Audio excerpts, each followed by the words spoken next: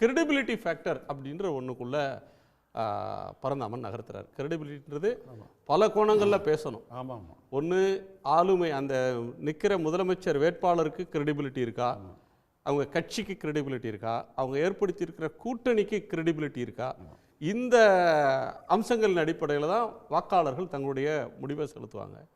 இன்னைக்கு கிரெடிபிலிட்டி அப்படின்ற ஒன்று யாருக்கு மிகையாக இருக்குது, யாருக்கு பற்றாக்குறை இருக்குது? ஆமாம். இப்போ அவர் தம்பி மணிகண்டன் பேசும்போது சொன்னார், என்ன டெக்ஸ்டைல் இண்டஸ்ட்ரிக்கு பண்ணியிருக்கீங்க அப்படின்ட்டு.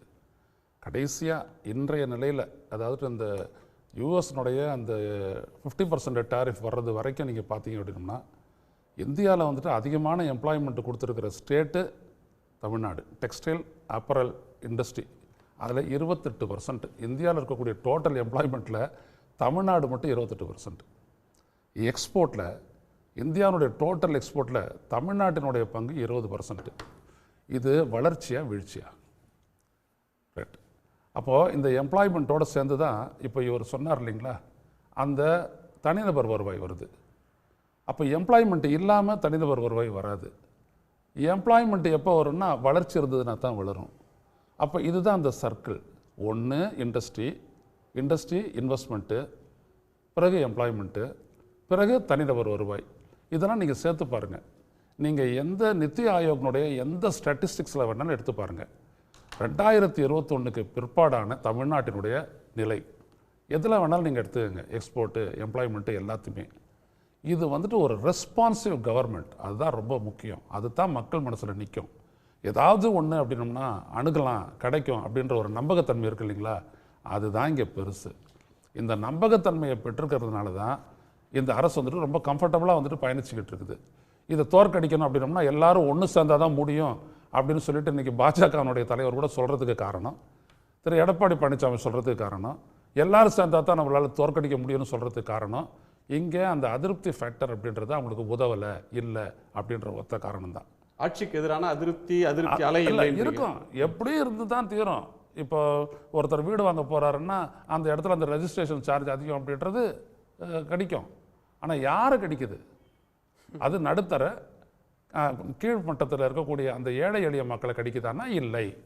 எந்த இடத்துல வரி போட முடியுமோ, எந்த இடத்துல ஏற்ற முடியுமோ அதை பண்ணுறாங்க. இப்போ பால் விலை ஏறிச்சு, ஆமாம் நிச்சயமாக இடிக்கும் தான். நான் என்ன கேட்குறேன் அப்படின்னோம்னா, இப்போ ஏற்றப்பட்ட விலை அடுத்த ஆட்சியில் இறங்குமா? அப்படி இறங்கி நம்ம பார்த்துருக்கோமா? அது இந்தியாவில் எப்பொழுதுமே நடந்ததில்லை. ஏறினது தான் தங்கம் மாதிரி.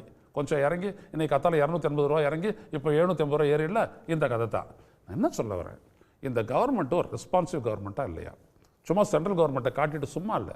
சென்னையில் வந்த வெள்ளமாக இருக்கட்டும், அல்லது தென் மாவட்டங்களை பாதித்த அந்த வெள்ளமாக இருக்கட்டும், அதிலெல்லாம் கிட்டத்தட்ட இந்த அரசுக்கு வந்துட்டு கூடுதலாக இங்கே தமிழ்நாட்டில் சென்னையில் மட்டும் பார்த்திங்கன்னா 4800 கோடி. இது வந்துட்டு பார்த்திங்க அப்படின்னா எதிர்பாராத ஒரு செலவீனம். ஆனால் செஞ்சுருக்கு இந்த அரசு.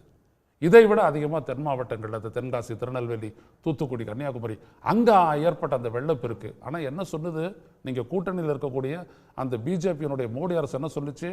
அவருடைய நிதியமைச்சர் வந்து என்ன சொன்னார்? இது வந்துட்டு ஒரு பேரிடரே இல்லை. உங்களுக்கு எப்படி வாக்களிப்பாங்க ஜனங்க? இப்படி சொல்லக்கூடிய சொன்ன வயநாட்டுக்கும் ₹1 கொடுக்கல. வயநாடுல வந்து ஒரு மலையே அடிச்சிட்டு போனது, 2 கிராமமே அடிச்சிட்டு போனது, அவங்க வந்து ஒன்றும் செய்யல. அதுக்கு வந்து அவங்க வழக்கு தொடுக்கிற இடத்துக்கு தான் அவங்க போயிருக்காங்க. நம்ம இந்த லோக்கல் பாலிடிக்ஸ்குள்ள வருவோம். ஒன்று, அதிமுக விவகாரம் அப்படின்னு வர்றப்ப திரு பழனிசாமி அவர்கள் எந்த கொம்பனாலையும் அதிமுகவை உடைக்க முடியாது அப்படின்னு ஒரு தொண்டர்களை பற்றி உயர்வா சொல்றார். தொண்டர்களால் உருவான ஒரு கட்சின்னு நீங்க பேசும்போதும் ஒரு சொன்னீங்க, எல்லோரும் சேர்ந்தாதான் திமுக கூட்டணியை தோற்கடிக்க முடியும்ன்றாங்க. அந்த எல்லோரும்னு யாரை சொல்றாங்க? இப்போ வந்து டிடிவியும் அதான் சொல்றாரு, ஓபிஎஸும் அதான் சொல்றாரு, நயினார் நாகேந்திரனும் அதான் சொல்றாரு. இப்ப இருக்கிற அலையன்ஸ் வந்து ஃபார்மிடபிளானது அப்படின்னு அவங்க நினைக்கலையா? இல்ல, அதனால தான் பிஜேபியோட அலையன்ஸ் போட்டதுக்கு அப்புறம் வந்துட்டு ஒரு பிரம்மாண்ட கட்சி வரப்போகிறது அப்படின்னு சொல்லிட்டு அவங்களுடைய கட்சிக்காரங்களை வந்துட்டு அவர் திருப்திப்படுத்துறாரு. பெப்டாக்குறவங்களா அந்த மாதிரி ஒரு ஊக்க பேச்சு அவர் பேசுகிறாரு. அதுக்கப்புறம் அதுக்கு முன்னாடி என்ன சொன்னார், மெகா கூட்டணி அப்படின்னாரு. எதுவுமே வரல. இப்போ இன்றைக்கி இவங்களுடைய பிரச்சனை என்ன? அந்த கூட்டணியில் இருக்கக்கூடிய பிரச்சனை என்ன? இன்றைக்கி இருக்கிற அதிமுக ஓட கூட்டணி வச்சு நாம் திராவிட முன்னேற்ற கழகத்தை தோற்கடிக்க முடியாது. அரசியல் ரீதியாக பேசுவோம், தோற்கடிக்க முடியாது. அதனால் நீங்கள் எல்லாரையும் சேர்த்துக்கங்க அதானே செங்கோட்டையன் பேச்சினுடைய சாராம்சம். இவங்களெல்லாம் வந்தால் தான் நம்ம கட்சி பலமாகும். அதுக்கப்புறம் தான் யாரும் கூட்டணிக்கு வருவாங்க. ஏன் கூட்டணிக்கு வரணும்? கூட்டணிக்கு வந்தால் ஜெயிக்கணும். ஜெயிக்கிறதுக்கு அந்த வாய்ப்பு இல்லை அப்படின்றதுனால தான் கூட்டணிக்கு யாரும் வரமாட்டேங்கிறாங்க. இது நிதர்சனமானது.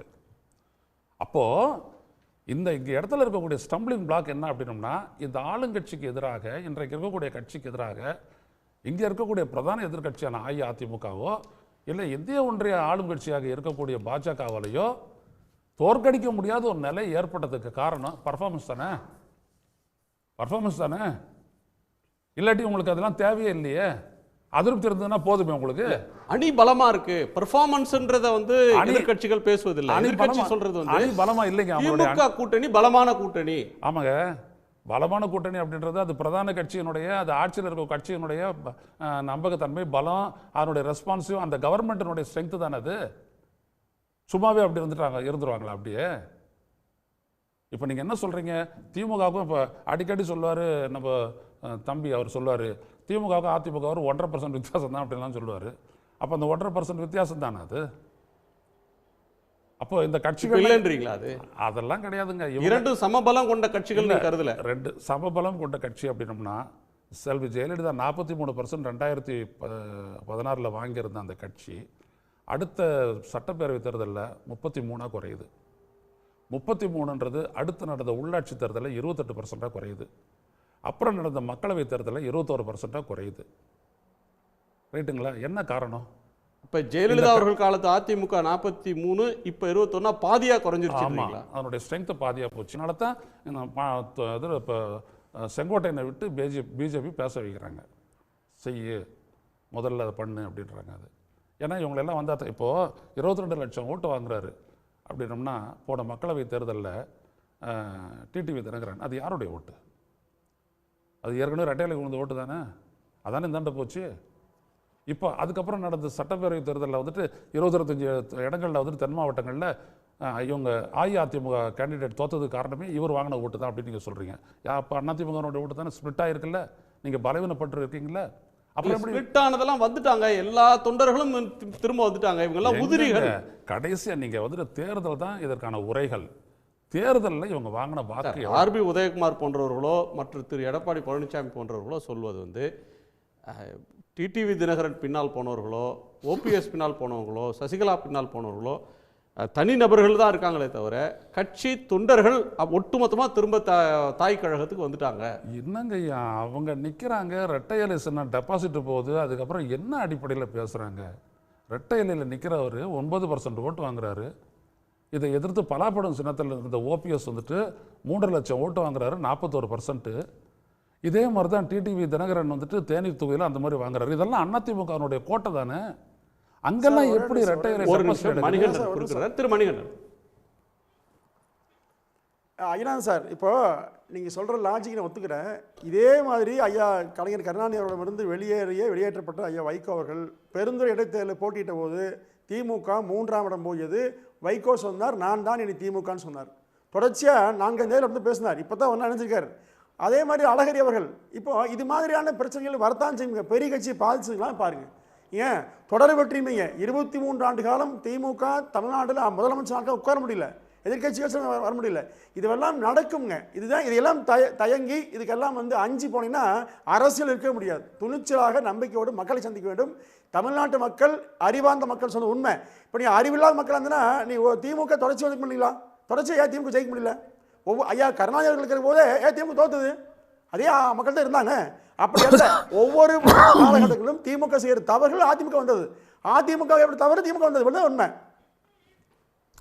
எம்ஜிஆர் இருக்கும்போது 77 to 89 வரைக்கும் வரவே முடியல. 13 ஆண்டு காலம் திமுக ஆட்சி அப்படின்றதெல்லாம் சரிதான். ஆனால் எம்ஜிஆர் வந்துட்டு இறப்பதற்கு முன்னாடி அவர் 87 இறக்குறாரு. 86 நடந்த உள்ளாட்சி தேர்தலில் அஇஅதிமுக மிகப்பெரிய தோல்வியை சந்தித்தது. மறந்துடாதீங்க. எம்ஜிஆர் இருந்த அந்த ஆலந்தூர் தம்பி சொல்ல வரேன் இருக்கும்போது அப்படியே திமுக ஜெயிக்கவே இல்லைன்னா சொல்லக்கூடாது. அப்போ ஆலந்தூர் நகரசபையை திமுக பிடிச்சிது. அதுக்கப்புறம் பல்லாவரம் கண்டோன்மெண்ட்டை திமுக பிடிச்சிது. ஆலந்தூர் கண்டோன்மெண்ட்டை திமுக பிடிச்சிது. எம்ஜிஆர் அப்போ இறங்கி வர முடியாத ஒரு சூழல், மாஸ்கெல்லாம் போட்டு விடுதுன்னு அப்போ இப்படியே காட்டினார். கேண்டிடேட் சைக்கிள் சின்னத்தில் இருந்ததெல்லாம் வந்துட்டு பண்ணார். அதையும் தாண்டி என்ன அப்படின்னம்னா அதிருப்தி. ஸோ திமுக ஜெயிக்கவே இல்லை அப்படிலாம் 100 நகரசபை அன்னைக்கு 97 நகரசபையை திமுக கைப்பற்றியது 86வது ஆண்டு. நீங்கள் வேணால் அந்த வரலாறுலாம் எடுத்து பாருங்க. அதாவது சார், அது முக்கியம் இல்ல. காலகட்டத்தில் முதலமைச்சர் நாட்கால உட்கார்ந்தாலும் சொல்லுங்க. 23 ஆண்டுகள் முதலமைச்சர் நாட்கால உட்கார முடியலன்னு சொல்லுங்க. ஏங்க முதலமைச்சர் நாற்காலி அப்படின்றதெல்லாம் யாருக்கும் நீங்க உள்ளாட்சி, ஊராட்சி, பஞ்சாயத்து மெம்பர் எல்லாம் பிரச்சனை இல்ல. மெம்பருக்கு போய் கருணாநிதிக்கு இல்ல. முதலமைச்சர் நாட்காலியில 23 ஆண்டு காலம் திமுக ஒரு ஓட்டு வாங்குறதுக்கு 23 ஆண்டு காலமா? அதான் சொல்ல 13ன்றது 23ன்றது ஒரு தப்பா? அது இல்ல, அது பரவாயில்ல. அதாவது ஜெயலலிதா வந்துட்டு பெரிய ஒரு தலைவி, தனித்து போட்டிட்டு ஜெயிச்சவங்க அவங்க தான் அப்படின்னாங்க. நம்மளோட பத்திரிகையாளர்களுக்கெல்லாம் தெரியும் அவங்க பட்ட பாடு, கொடுத்த காசு, இறைச்சது, லட்டுல வந்துட்டு மோதிரத்தை பதிச்சது, மூக்குத்திய வச்சது, அதெல்லாம் நம்மளுக்கு தான் தெரியும். அதனால ஒண்ணு சும்மா ஒண்ணு நின்றுட்டு இன்னைக்கு சொல்றேன், இந்த விவாதத்துல நான் சொல்ல வரேன், இந்த கவர்மெண்ட் சிட்டிங் பிரட்டி. ஏன்னா இது கமிட்டடா இருக்குது மக்கள் கிட்ட. இது பல விடயங்களை செய்யாத இருக்கலாம். இப்போ இந்த 2 வெள்ளத்தை நான் ஏன் குறிப்பிட்டேன்னா, அதுல ஆன 12,000 கோடி செலவு இந்த அரசு வேற ஒரு இடத்துல செஞ்சிருக்கலாம். அதை ஒரு இடத்தையும் திட்டம் தீட்டி நிதி ஒதுக்கீடு செய்யும் பொழுது இந்த மாதிரி ஒரு குறுக்கீடு வரும்போது இந்திய ஒன்றிய அரசு செயல்படவே இல்லை, உதவவே இல்லை. டாக்ஸேஷன் விஷயத்துல நீங்க பேசாது இருக்கிறீங்க. ஆனா ஒண்ணே மட்டும் சொல்றீங்க, கூட்டணியில் இருக்கிறீங்க, காவிரி பிரச்சனை தீர்த்தீங்களா, அந்த மேகதாட்டு அணையை கட்ட தீர்த்துட்டீங்களா? இன்னைக்கு கூட பேசுறாரு பிடிஐ கொடுத்த பேட்டியில். நான் என்ன கேட்குறேன்னா, ஒரு கூட்டணி அரசா இருக்கிறது தமிழ்நாட்டுக்கும் 2 மாநிலங்களுக்கும் இடையிலான பிரச்சனையை தீர்க்க முடியும்னா நீங்க இந்திய ஒன்றிய அரசு பாஜக அரசு கிட்ட சொல்லி அந்த மேகதாட்டுக்கு வந்துட்டு கிளியரன்ஸ் கொடுக்காத நிறுத்தி இருக்கலாமே. என்னைக்காச்சும் நீங்க அந்த மாதிரி தீர்த்திருக்கா இந்தியாவில் இந்த பிரச்சனையாவது? கூட்டணி அப்படின்றது மாநிலங்களுக்கு இடையிலான சிக்கலை தீர்த்து இருக்கு அப்படின்ட்டு மணிகண்டன் சொல்லட்டும், பேசுறதே நிறுத்திக்கிறேன். அது வேற. கேரளா அப்படிதான் இருக்குன்னா கேரளா அப்படிதான் இருக்கும். நாங்க என்ன பண்றோம், என்ன சொன்னாங்க அன்னைக்கு Jayalalithaa, we will fight legally அப்படின்னாங்க.